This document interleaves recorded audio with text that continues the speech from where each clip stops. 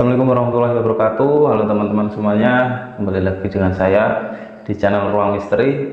Oke, mohon maaf ya kalau akhir-akhir ini saya belum upload video baru karena saya masih merenovasi tempat saya untuk membagikan cerita kepada teman-teman semuanya. Jadi mohon dimaklumi. Oke, jadi di video kali ini saya ingin bercerita tentang seseorang yang pernah mengalami mati suri. Beliau pernah mengalami mati suri ini pada tahun 1993, yang saat itu beliau masih berusia di usia 14 tahun. Jadi bagaimana kisah ataupun pengalamannya yang saya ingin bagikan kepada kalian semuanya.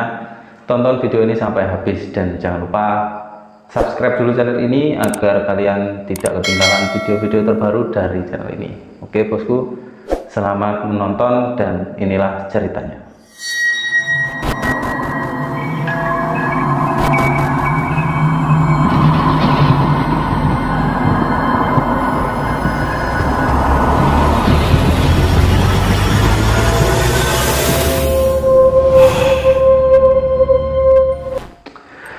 Nah, seputar dari kehidupan beliau ini sebut saja namanya Mas Herman ya. Mas Herman ini adalah seorang yatim piatu ya. Beliau sudah ditinggalkan orang tuanya sejak balita dan beliau hidup dengan paman dan juga bibinya. Nah, pada suatu hari Mas Herman ini sudah kelelahan saat bermain karena dia masih usia 14 tahun. Jadi setelah pergi bermain, Mas Herman ini merasa lelah dan ingin segera istirahat ya, pulang ke rumah, masuk ke kamar dan juga ingin beristirahat, ingin tidur seperti itu.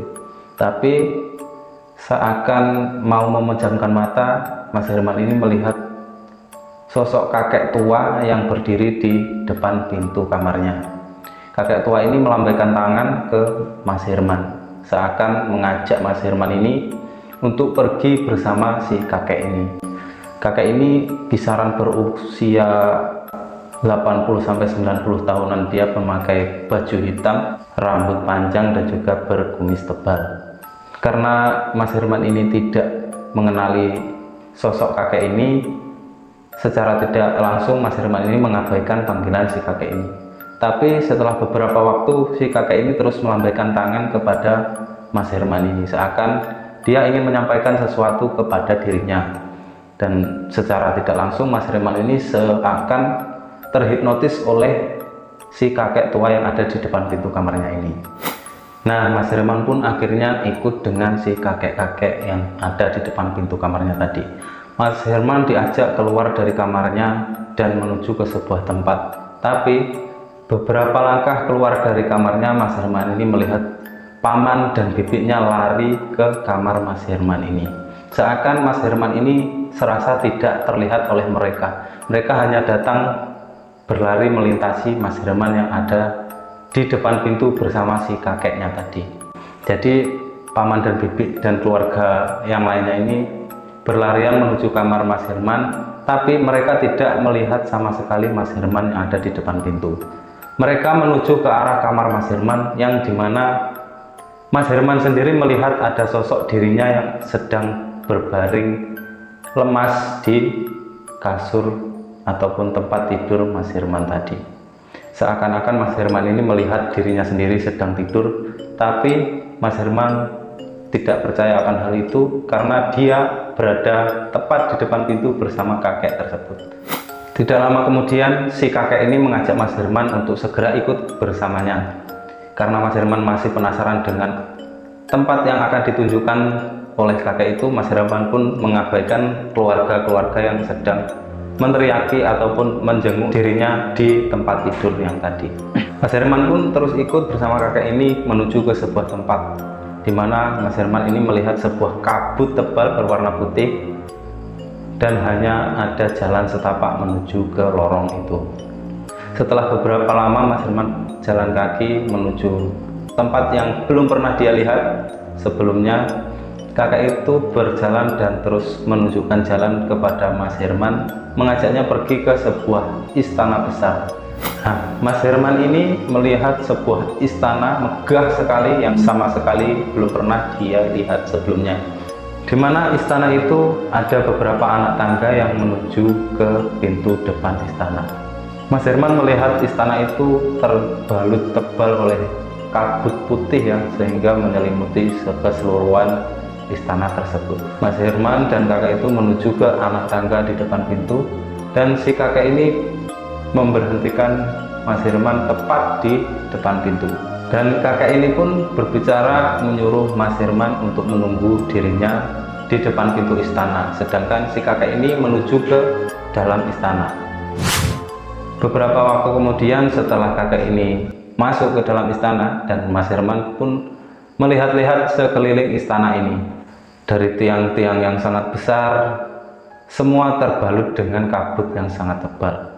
Kabut putih yang sangat tebal ini seakan-akan membuat bulu kuduk Mas Herman ini merinding.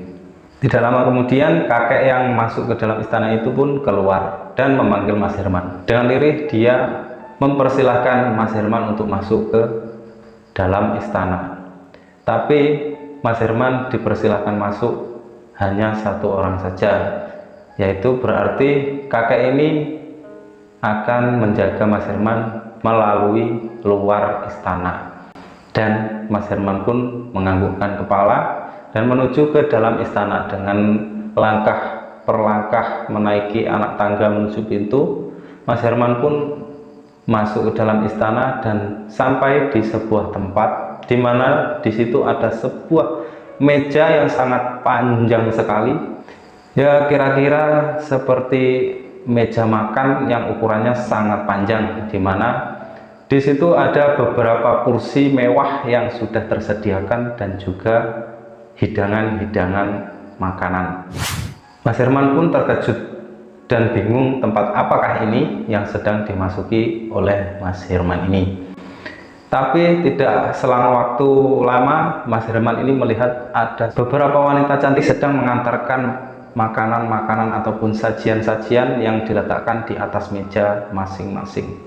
Tapi Mas Herman melihat semua sosok wanita itu terlihat pucat. Walaupun cantik, dia memperlihatkan wajah yang tidak sewajarnya manusia. Mas Herman pun bertanya kepada salah satu sosok perempuan yang mengantarkan sajian makanan yang ada di meja tersebut. Tapi tidak satupun kata yang keluar dari para wanita tersebut. Nah, selang beberapa waktu, wanita-wanita cantik itu pun kembali ke pintu belakang istana. Nah, tidak lama kemudian Mas Herman ini melihat rombongan pria-pria tampan yang didampingi wanita-wanita cantik menuju ke arah meja makan tersebut. Wanita-wanita ini pun lebih cantik daripada wanita-wanita sebelumnya yang menyajikan hidangan di dalam meja, di atas meja ya. Nah, Mas Herman ini melihat pria-pria tersebut dan pasangannya menuju ke meja makan dan menduduki kursi masing-masing. Tapi ada satu kursi yang kosong. Di depan pria tampan memakai mahkota terbuat dari emas dan memakai perhiasan-perhiasan mewah. Tidak lama kemudian Mas Herman pun dipanggil oleh pria tersebut. Pria itu memanggil Mas Herman dengan melambaikan tangannya. Dengan berbisik lirih, pria itu berkata, "Kamu anak baik, belum waktunya kamu tinggal di sini. Saya akan memberikan sebuah hadiah kepadamu. Ulurkan telapak tangan." Jadi si pria tampan ini menyuruh Mas Herman untuk mengulurkan telapak tangannya. Dia akan memberikan hadiah kepada Mas Herman. Dan Mas Herman pun yang ketakutan akhirnya menyulurkan tangannya kepada pria tersebut. Dia melihat pria tampan itu memeriksa telapak tangannya, kemudian muncul sinar kuning keemasan dari meja tersebut. Sinar kuning keemasan itu ternyata sebuah buku kecil seukuran korek api yang pakai kayu. Itu adalah sebuah Al-Quran, tapi sangat kecil sekali. Nah, kemudian pria tampan itu meletakkan Al-Quran itu ke telapak tangan Mas Herman. Tapi tiba-tiba Al-Quran itu secara aneh masuk ke dalam kulit telapak tangannya. Mas Herman merasakan telapak tangannya ini terasa dingin, sejuk, dan mengalir ke seluruh tubuh. Saat Al-Quran ini masuk ke dalam kulit, pria tampan bermahkota itu pun berkata, silahkan kamu pulang. Temui kakek di luar istana tadi. Dan jangan lupa rajinlah beribadah sewaktu kamu pulang di rumah nanti. Mas Herman pun menganggukkan kepalanya. Bahkan Mas Herman tidak sempat ikut untuk jamuan makan. Minum pun tidak sempat. Mas Herman lalu menuju ke pintu depan istana, lalu keluar ke istana.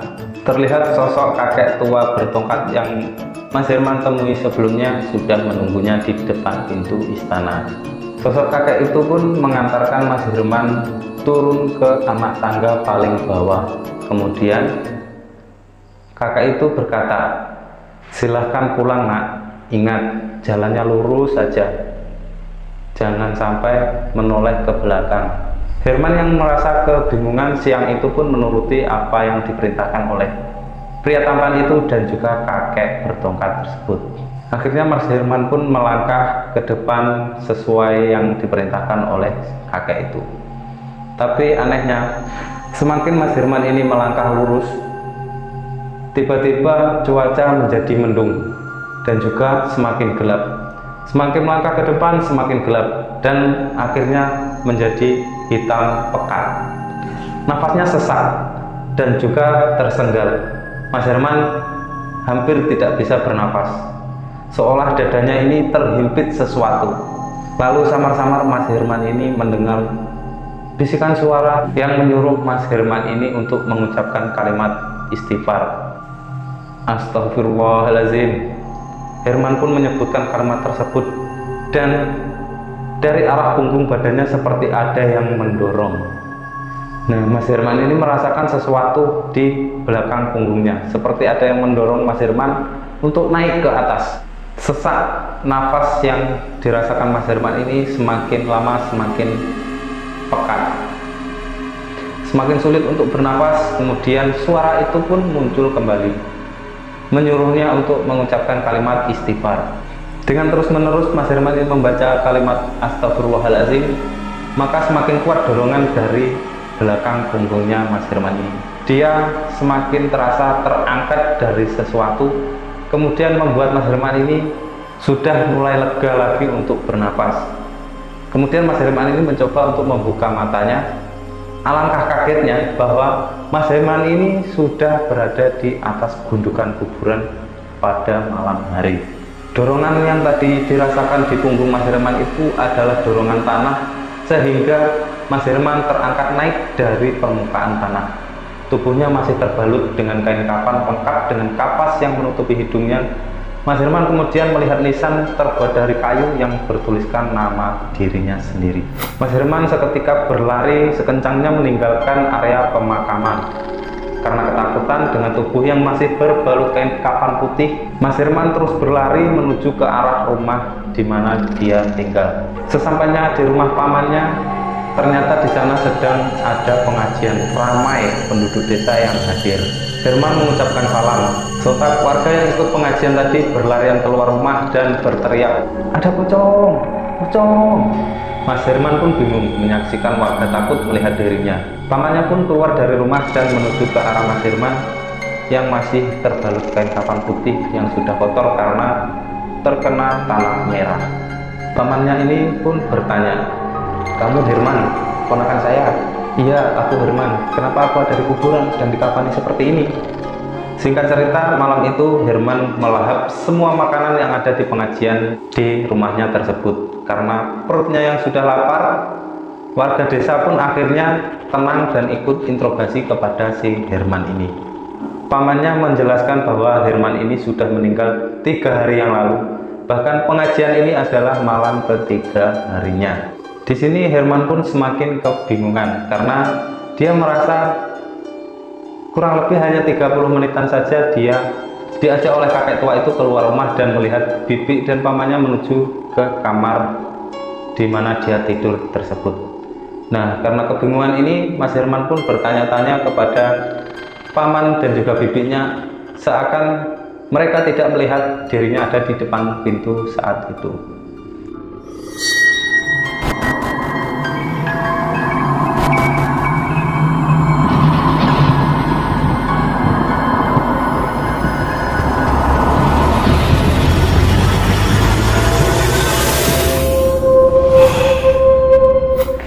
Nah, oke, demikianlah kisah nyata dari Mas Herman ini ya, dimana dia pernah mati suri, dan mungkin dari cerita ini banyak yang dapat kita ambil hikmahnya ya. Oke, dan bagi kalian yang mempunyai cerita-cerita menarik maupun kisah-kisah nyata yang pernah kalian alami seputar dunia horor maupun cerita-cerita horor, pengalaman horor, kirimkan cerita kalian melalui email yang ada di kolom deskripsi video. Oke, dan jangan lupa subscribe channel ini dan aktifkan juga tombol loncengnya agar kalian tidak ketinggalan cerita-cerita menarik selanjutnya. Masih di channel Ruang Misteri. Sampai jumpa di video selanjutnya. Dadah.